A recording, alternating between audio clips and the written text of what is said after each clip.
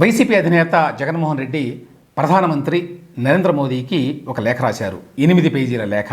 తిరుమల తిరుపతి ఆలయంలో ఆవు నెయ్యి కల్తీ వ్యవహారం గురించి.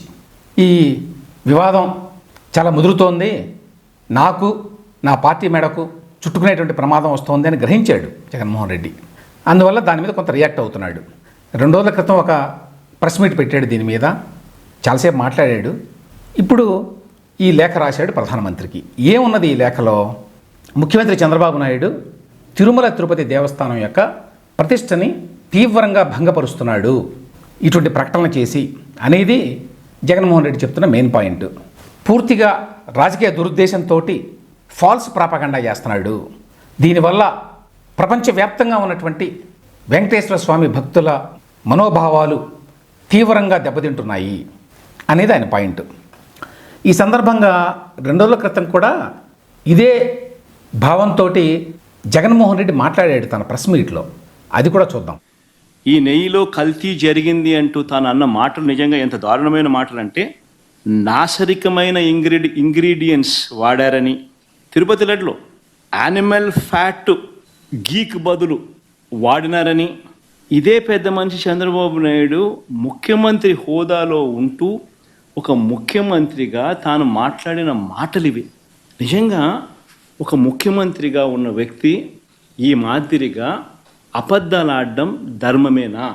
కొన్ని కోట్ల మంది వెంకటేశ్వర స్వామి భక్తులు దేశవ్యాప్తంగా కాదు ప్రపంచవ్యాప్తంగా ఉన్నారు.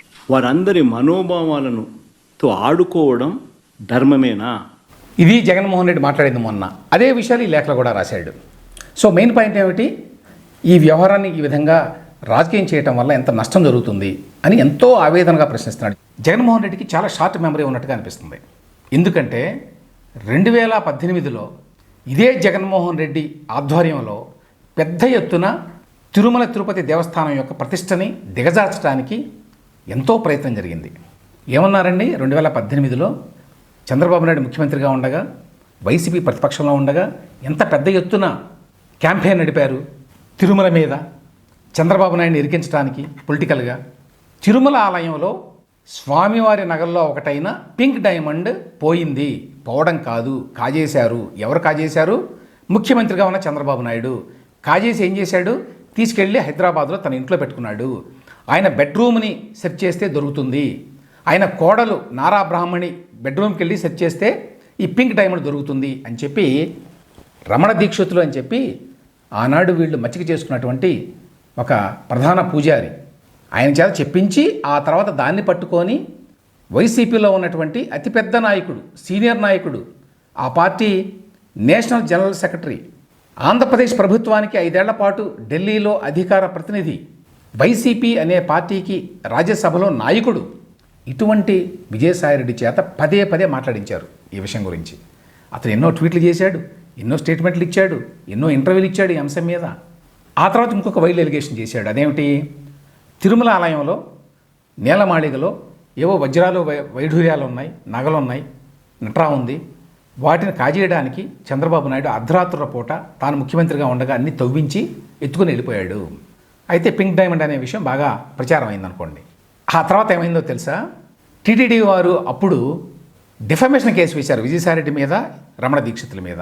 అప్పటికి టీడీపీ ప్రభుత్వం ఉన్నది కాబట్టి బోర్డును కూడా అపాయింట్ చేసింది వాళ్లే.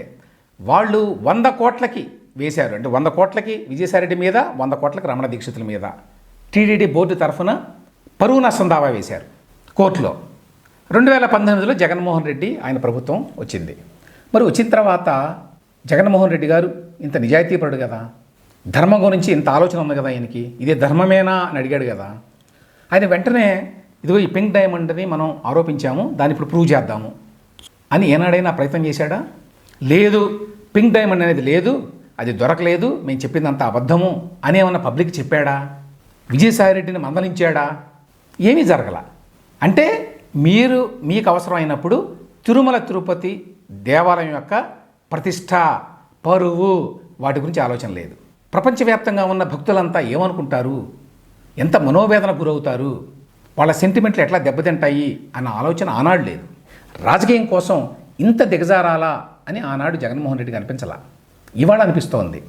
వీళ్ళు అధికారంలోకి వచ్చిన తర్వాత టీటీడీ వేసినటువంటి ఆ 2 డిఫమేషన్ కేసుల్ని విత్డ్రా చేసుకున్నారు. అధికారం వీళ్ళ చేతిలో ఉంది కదా, బోర్డు వీళ్ళ చేతిలో ఉంది కదా, విత్డ్రా చేశారు. ఎందుకు విత్డ్రా చేశారు? ప్రూవ్ చేయలేకపోయారా? ఆనాడు మీరు అబద్ధాలు చెప్పి టీటీడీ యొక్క పరువు ప్రతిష్ట దెబ్బతీస్తే అది పర్వాలేదు. ఇవాళ ఒక ల్యాబ్ రిపోర్ట్ ఆధారంగా ప్రభుత్వం మాట్లాడితే, ముఖ్యమంత్రి మాట్లాడితే అందులో ఎన్నో తప్పులు వెతుకుతున్నారు. అంటే అంత త్వరగా మర్చిపోతాడన్నమాట ఆయన తాను గతంలో ఏం చేశాను. ఈ లేఖలో జగన్మోహన్ రెడ్డి ఇంకొక పాయింట్ మాట్లాడాడు. మొన్నటి ప్రెస్ మీట్లో కూడా మాట్లాడాడు ఇదే. అదేంటంటే బోర్డ్ ఆఫ్ ట్రస్టీస్ టీటీడీలో ఉన్నవారు పర్సన్స్ ఆఫ్ ఎమినెన్స్, చాలా ప్రముఖులు, అటువంటి వాళ్ళ ఆధ్వర్యంలో పరిపాలన నడుస్తుంది అక్కడ, కాబట్టి జరిగే అవకాశం లేదు. మరి ఇదే సూత్రం 2014-19 మధ్య ఉండదా? అప్పుడు కూడా బోర్డ్ ఆఫ్ ట్రస్టీస్ ఉన్నారు కదా, వాళ్ళు కూడా ప్రముఖులే కదా. మరి నువ్వు చెప్పింది 2014-19 మధ్య కూడా వర్తించాలి, కానీ అప్పుడు వర్తించదు. 2019-24 మధ్యకాలంలో మాత్రమే నిర్ణయాలన్నీ బోర్డు మాత్రమే తీసుకున్నది, బోర్డు వారి ఆధ్వర్యంలో జరిగినాయి, వాళ్ళంతా మంచివాళ్ళు అని చెప్తున్నాడు. జగన్మోహన్ రెడ్డి రాసింది ఏమిటంటే చంద్రబాబు నాయుడు ఒక తప్పుడు సంకేతాన్ని, సమాచారాన్ని జనంలోకి తీసుకెళ్తున్నాడు. ఏమిటది? కల్తీ అయినటువంటి ఆవు నెయ్యిని ప్రసాదాల తయారీలో వాడారు, అవి భక్తులకు వెళ్ళిపోయినాయి అన్నట్టుగా మాట్లాడుతున్నాడు. దీనివల్ల భక్తులు ఎంతో ఆందోళన చెందుతున్నారు అన్నాడు. సో భక్తుల ఆందోళనకు సంబంధించి జగన్మోహన్ రెడ్డికి ఉన్నటువంటి కన్సర్న్ మనం మెచ్చుకోవాలి. కానీ ఇక్కడ పాయింట్ ఏమిటంటే ఏం జరిగిందో ఆల్రెడీ ఈవో శ్యామలరావు చెప్పారు. ఆ పర్టికులర్ కంపెనీ నుంచి వచ్చినటువంటి 10 ట్యాంకర్లు ఏవైతే ఉన్నాయో అందులో 6 ట్యాంకర్లని ఆల్రెడీ వాడేశారు. అయితే అప్పటికే అనుమానం వచ్చి ఆ 4 ట్యాంకర్లను నిలిపివేసి వాటి యొక్క శాంపుల్స్ 4ని ఎన్డీడీబీ ల్యాబ్కి పంపించారు. పంపిస్తే అందులో కల్తీ ఉన్నది అని వచ్చింది. వాటిని వాడలేదు, వెనక్కి తిప్పి పంపించారు. 6 వాడేశారు. అవే ప్రాబబ్లీ ఫస్ట్ కన్సైన్మెంట్, అంతకుముందు ఉన్నాయని చెప్పడానికి లేదు. వేరే కంపెనీల వాళ్ళే ఉన్నాయి, కానీ ఈ కంపెనీ మాత్రం ఇది ఫస్ట్ కన్సైన్మెంట్. కాబట్టి కొన్ని వాడిన మాట వాస్తవం. ఏ స్థాయిలో వాడారు, ఎన్ని వాడారు, ఏమిటి అనే దాని గురించి ఎక్కువ మాట్లాడాల్సిన పని లేదు. అనవసరంగా భక్తుల్లో అలజడి తీసుకురావాల్సిన అవసరం లేదు. కానీ అసలు వాడలేదు అనే స్టేట్మెంట్ కూడా ఇవ్వాల్సిన అవసరం లేదు ఈ విషయంలో. కాబట్టి ఫ్యాక్చువల్గా జగన్మోహన్ రెడ్డి చెప్పింది కరెక్ట్ కాదు. చివరిగా ఏమిటంటే ఈ లేఖలో జగన్మోహన్ రెడ్డి కోరేది ప్రధానమంత్రి గారిని, sanctity of the world renown TTD and it's practices, అంటే టీటీడీ యొక్క ప్రపంచ ప్రసిద్ధ పవిత్రత, దాని యొక్క విధి విధానాలు, సాంప్రదాయాలు, వీటన్నిటిని దెబ్బతీస్తూ తన రాజకీయ లబ్ధి కోసం ఒక గొప్ప ఆలయం యొక్క ప్రతిష్టను దెబ్బతీస్తున్నాడు అని అన్నాడు. ఇక్కడ ఒకటే విషయం ఏం చెప్పాలంటే, తాను ఇటువంటి పనులు గతంలో చేసినప్పుడు జగన్మోహన్ రెడ్డికి ఇవి గుర్తుకు రాలేదా? ఈ నీతి సూక్తులు, ఈ ధర్మ పన్నాలు ఆ రోజున గుర్తుకు రాలేదా?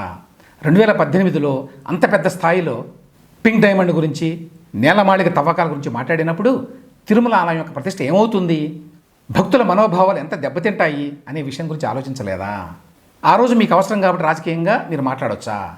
ఇప్పుడు రాజకీయంగా మీకు దెబ్బ తగులుతోంది కాబట్టి ఇవాళ మీరు ఇంత ఆవేదన వ్యక్తం చేస్తున్నారా?